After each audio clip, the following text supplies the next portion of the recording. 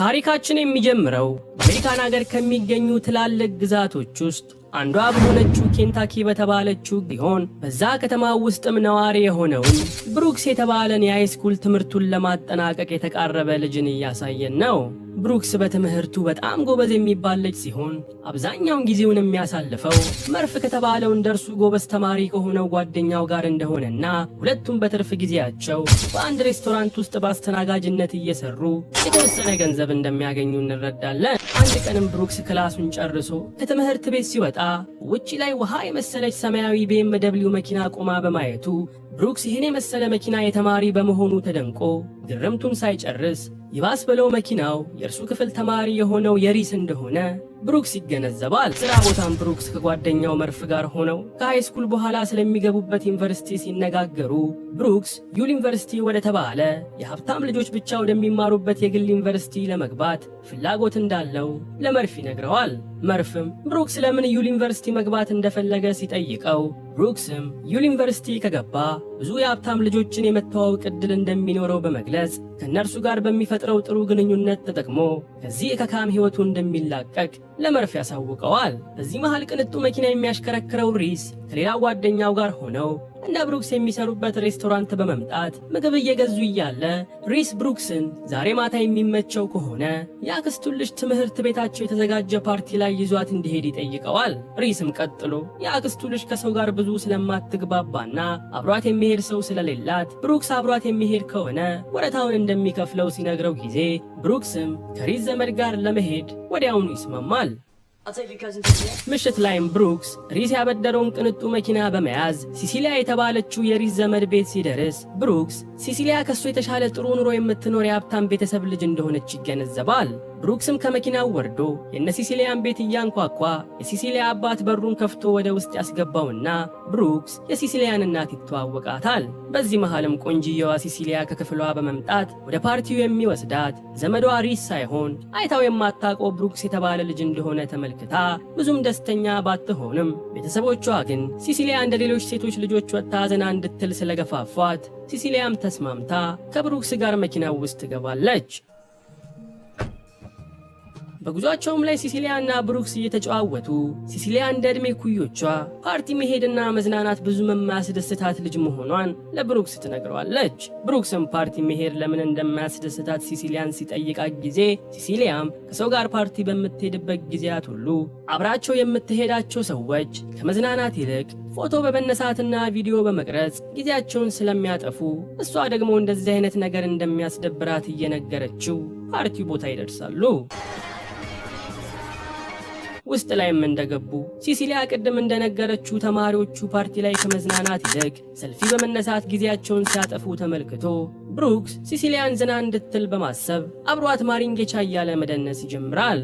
በመሃል ግን ዘፈኑ ተቀይሮ እንደ ገበቴ ውሃ አይኔ የዋልላል የሚለው ዘፈን በመከፈቱ ብሩክስ የሲሲሊያን ወገብ ይዞ ለስለስ ያለ ዳንስ እየደነሱ እያለ ብሩክስ ከተማሪዎቹ መሃል ሼልቢ የተባለችን አበባ የመሰለችን ልጅ ተመልክቶ ፈዞ ይቀራል። ብሩክስም ሼልቢን ፈዞ በማየት ላይ ሳለ ሳያስበው አብሯት እየደነሳት የነበረው የሲሲሊያ እግርን በመርገጡ ምክንያት ሲሲሊያ እግሯን አሟት መደነስ ስላቃታት ዳንሱን አቋርጣ ወንበር ላይ ስትቀመጥ ብሩክስ ቶሎ ብሎ የቀዘቀዘ በረዶ በማምጣት የሲሲሊያን የተረገጠ እግር በበረዶ ማሸት ይጀምራል። ሼልቢም ብሩክስ እሷን ሲመለከት ሲሲሊያን እንደረገጣት አይታ ስለነበር ወደ ሁለቱ መታ ትንሽ ካዋራቻቸው በኋላ ሼልቢ የትምህርት ቤቱ ፓርቲ የተመታ ስለሆነ የእርሷ ጓደኛ ያዘጋጀችው አሪፍ ፓርቲ ላይ አብረዋት እንዲሄዱ እነ ብሩክስን ትጠይቃቸዋለች።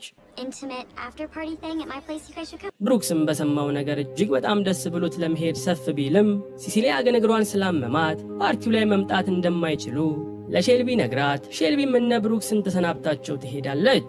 ብሩክስም አማራጭ ስላልነበረው ሲሲሊያን ይዞ በመኪና ቤቷ እንዳደረሳት ሲሲሊያ ያለማንም እርዳታ ከመኪና ወርዳ ቀጭቋ እያለች ወደ ቤቷ ስታመራ ብሩክስ ተመልክቶ ሲሲሊያ ሼልቢ ፓርቲ ላይ እግሬ ስለተጎዳ አልሄድም ያለችው አውቃ እንደሆነ ይገነዘባል።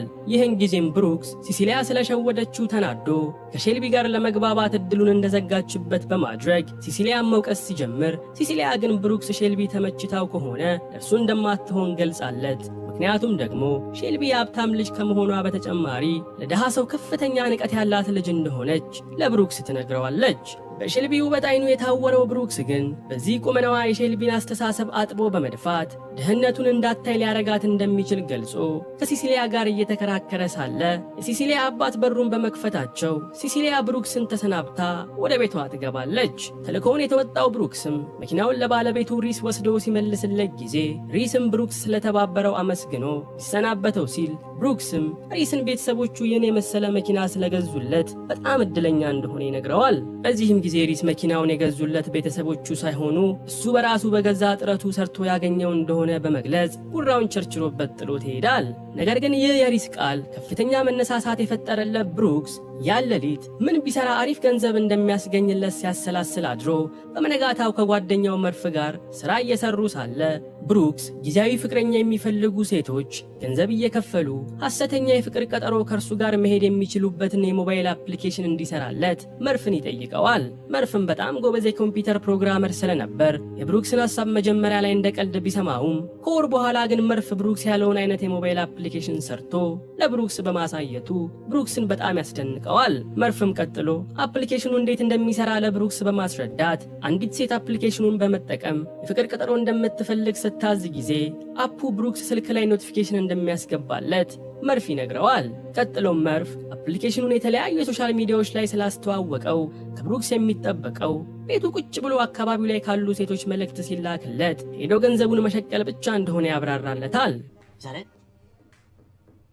ብሩክስ ጓደኛው መርፍን ከልቡ አመስግኖ ከሸኘው በኋላ ያንኑ ምሽት ጊዜያዊ ፍቅረኛ የምትፈልግ ሴት መኖሯን ኖቲፊኬሽን ስለደረሰው በቀጣዩ ቀን ብሩክስ የመጀመሪያውን የውሸት የፍቅር ቀጠሮ ሄዶ ጥሩ ጊዜ በማሳለፍ የተወሰነ ገንዘብ ሸቅሎ ይመለሳል። በቀጣዮቹም ቀናት ብሩክስ በርካታ ከወንድ ጋር የፍቅር ቀጠሮ መሄድ የሚፈሩ ሴቶች ከብሩክስ ጋር ለመለማመድ በአፑ አማካኝነት ወረፋ በማስያዛቸው ብሩክስ ሴቶቹ ጋር በየተራ እየሄደ ጥሩ ቀን እንዲያሳልፉና ከሚወዱት ሰው ጋር ሲሆኑ ምን ማድረግ እንዳለባቸው በቂ ስልጠና እየሰጠ ገንዘቡን መስራቱን ይቀጥላል።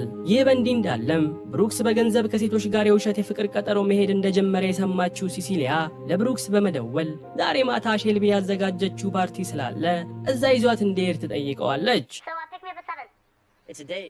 ሲሲሊያ ማክላ ፓርቲው ላይ የተመቻት ልጅ ስለሚመጣ ብሩክስ ከልጁ ጋር በቀላሉ እንድትግባባ እንዲረዳት ትጠይቀውና ብሩክስ ቢስማማም ነገር ግን ከዚህ በኋላ እንደዚህ አይነት እርዳታ ከፈለገች በአፑ አማካኝነት ቀድማ ወረፋ እንድታስይዝ ያሳስባታል። ምሽት ላይም ብሩክስ ከሲሲሊያ ጋር በመሆን ሼልቢ ቤት ሲደርሱ ሼልቢ ከበር ተቀብላ ወደ ውስጥ ታስገባቸዋለች። በዚህም ጊዜ ሲሲሊያ አሁን ላይ ከብሩክስ ጋር ፍቅረኛ ማቾች እንደሆኑ ለሼልቢ በጨዋታ መልክ በመግለጽ በተጨማሪ የብሩክስ ቤተሰቦች በጣም ሀብታም ሲሆኑ የሚኖሩትም ከከተማ ወጣ ብሎ በሚገኝ ቅንጡ ቪላ እንደሆነ ለሼልቢ ታወራላታለች።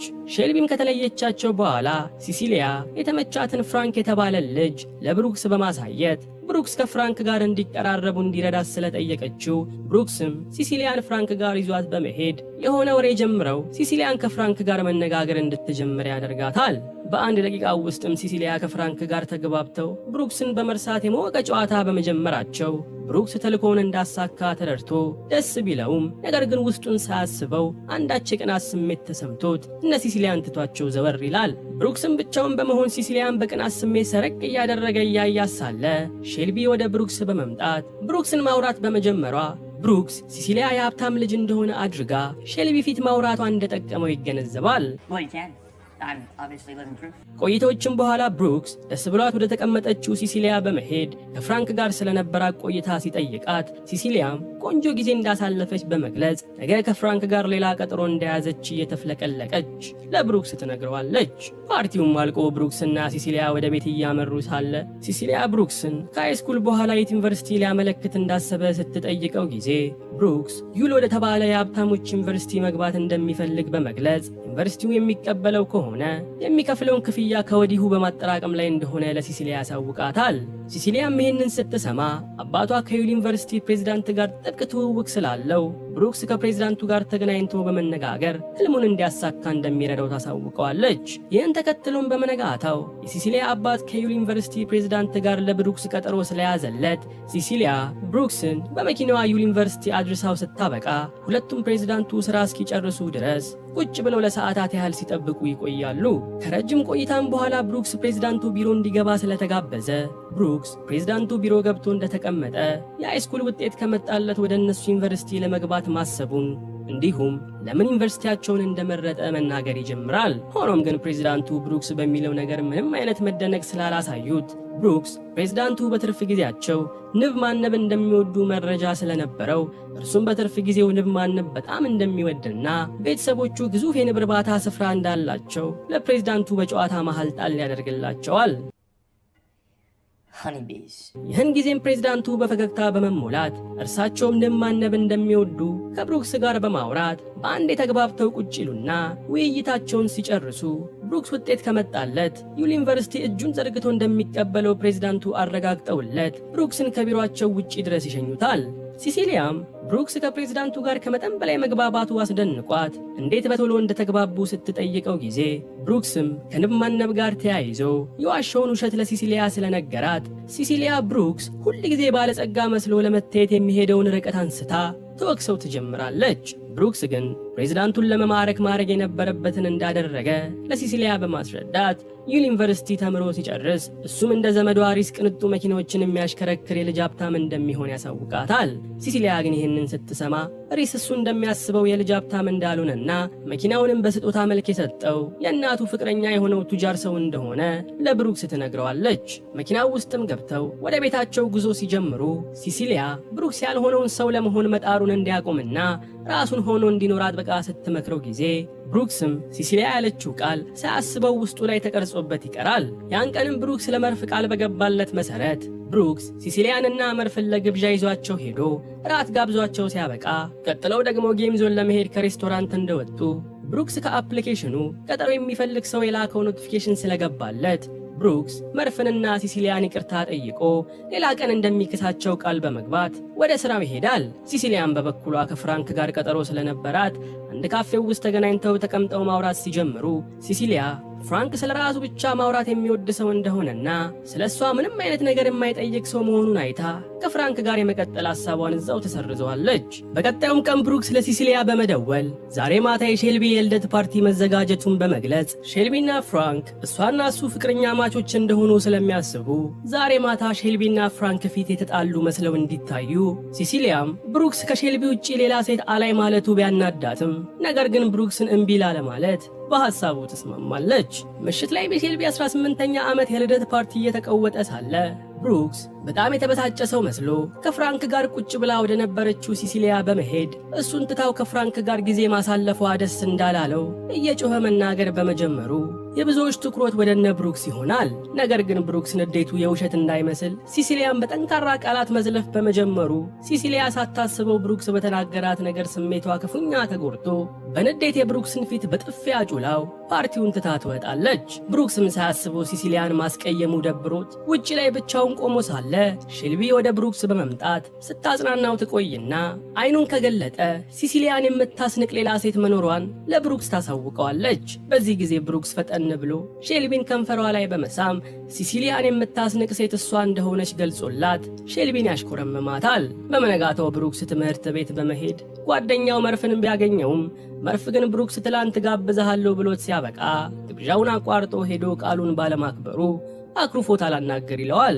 ምንድነው ይሄ እንደ ቺክ የሚያኮርፈው? ፍቅረኛው ነው? ጓደኛው እንደምን አባቱ?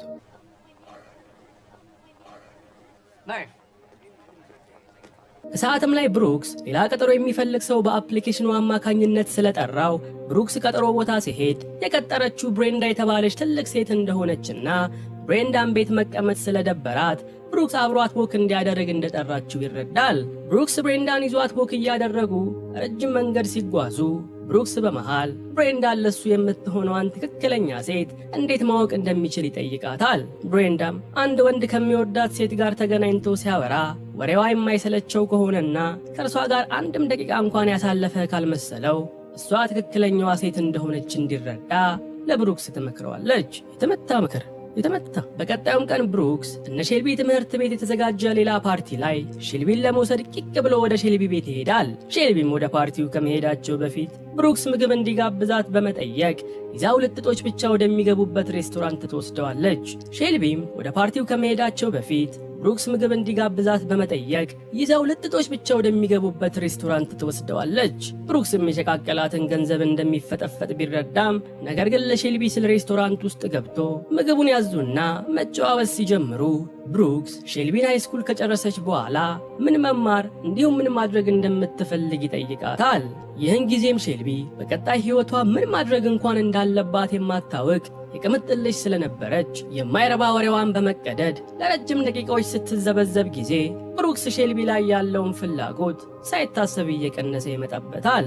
ምግብ ከበሉም በኋላ ብሩክስና ሼልቢ ወደ ፓርቲው ስፍራ ሄደው እንደደረሱ ብሩክስ ሲሲሊያን ከሴት ጓደኞቿ ጋር ዘና እያለች ተመልክቷት ብሩክስ ከሷ ጋር ሲሆን አንድ ቀን እንኳን ደብሩት እንደማያውቅ ትውስ ይለዋል። በዚህ መሃል ግን ብሩክስ ከዚህ በፊት ከወንድ ጋር እንዴት የፍቅር ቀጠሮ ማሳለፍ እንደምትችል ያሰለጠናት ሴት በመምጣት ብሩክስን አመስግናው ስታበቃ እርሱ በመከራት መሰረት ሸበላ ወንድ መጥበሷን ነግራው አብሯት ያለውን ፍቅረኛዋን ታሳየዋለች።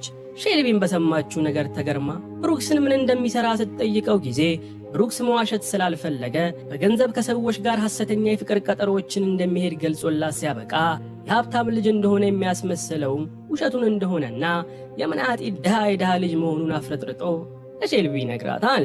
ሼልቢም ይህን እንደሰማች ብሩክስን ሁለተኛ አጠገቧ እንዳይደርስ አስጠንቅቃው ግንኙነታቸውን ወዲያውኑ ታቋርጠዋለች።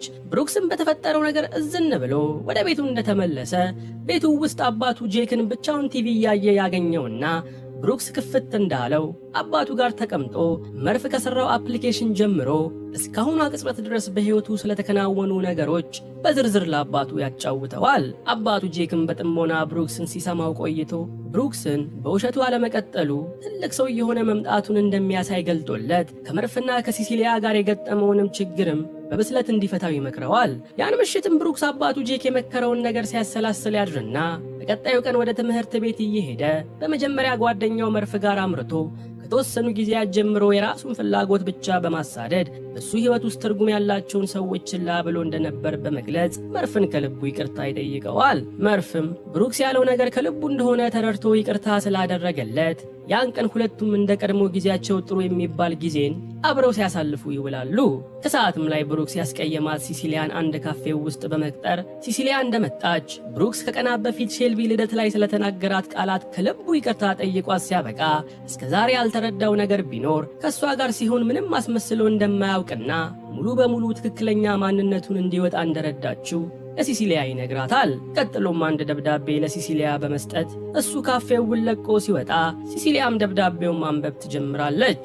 በደብዳቤውም ላይ ብሩክስ ሲሲሊያ ከሚያውቃቸው ሴቶች ሁሉ ስነ ስርዓት ያላትና የሀብታም ልጅ እንኳን መሆኗን የማታሳይ በጣም በስርዓት ያደገች ልጅ እንደሆነች በመግለጽ በሚገርም ሁኔታም ደግሞ ከእሷ ጋር ሲያወራ አንድ ቀን እንኳን ደብሮት እንደማያውቅና ንግግሯ እንደ እስጢፎ ሙዚቃ የማይሰለች መሆኑን የጻፈውን ደብዳቤ ሲሲሊያ ታነበዋለች። ብሩክስም ከካፌው ወጥቶ ቤቱ በመሄድ ቲቪ እያየ እያለ አፕሊኬሽኑ ላይ ሌላ የፍቅር ቀጠሮ ኖቲፊኬሽን ቢደርሰውም ብሩክስ ግን ከዚህ በኋላ ይህን ሕይወት መቀጠል ስላልፈለገ ቀጠሮውን ሳይቀበለው ይቀራል። ከደቂቆችም በኋላ ስልኩ ላይ መልእክት ይላክለትና መልእክቱን ሲያየው በሩን እንዲከፍት የሚያዝ መልእክት እንደሆነ አይቶ ተነስቶ በሩን ሲከፍት ውጪ ላይ ሲሲሊያ እንደቆመች ይመለከታል። ሲሲሊያም ደብዳቤውን እንዳነበበችው ገልጻ እርሱ የገለጻቸው አይነት ስሜቶች እርሱ ጋር ያለ ብቻ ሳይሆን እርሷ ጋርም መኖሩን እየተሽኮረመመች ለብሩክስ ትገልጽለታለች። በመጨረሻም ብሩክስና ሲሲሊያ በልባቸው ውስጥ ተዳፍኖ የነበረውን የፍቅር እሳት አውጥተው በማያያዝ አዲስ የፍቅር ሕይወታቸውን ብለው ማጣጣም ሲጀምሩ እያየን ታሪካችን ያልቃል።